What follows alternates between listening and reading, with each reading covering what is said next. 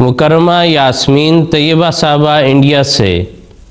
इन्होंने ये पूछा है कि अगर मियाँ बीवी सिर्फ 2 अफराद ही नमाज बाजमात घर पर अदा कर रहे हों तो क्या ऐसी सूरत में औरत इकामत कह सकती है?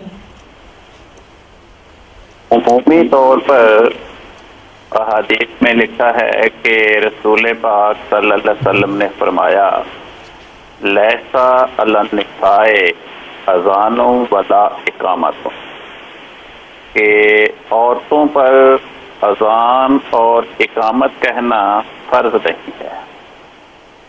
इसी तरह रसूल पाक सल्लल्लाहु अलैहि वसल्लम के ज़माने में हज़रत उम्मे वरका की दरख्वास्त पर नमाज की इत्तला देने के लिए आपने मर्द मौज़िन को मुकर्रर फरमाया, लेकिन इस उमूमी हिदायत से कि लैसा अला निसाए अजानों वाला इकामतुन, यही इस्तेमाल किया जाता है कि अगर सिर्फ औरत ही मुक्तदी हो, खा वो बीवी हो या बेटी हो, बहन हो या और कोई महरम रिश्तेदार खातून हो, तो जो मर्द इमाम है वो खुद ही इकामत कह ले।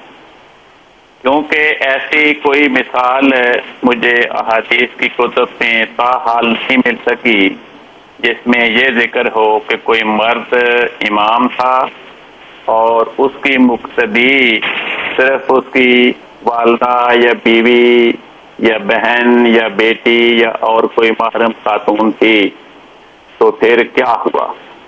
सिर्फ उस उमूमी हिदायत से ही इस्तेमाल करके ये कहा जाता है कि औरत इकामत नहीं कहेगी, बल्कि जो मर्द इमाम है वो इकामत कहेगी। और अगर इमाम भी औरत ही हो और मुक्तदी भी औरतें हों तो फिर बगैर इकामत के ही वो नमाज बाजमात पढ़ लेंगी, जैसे ईद की नमाज बगैर इकामत के पढ़ी जाती है। जी ठीक है कल साहब, बहुत शुक्रिया।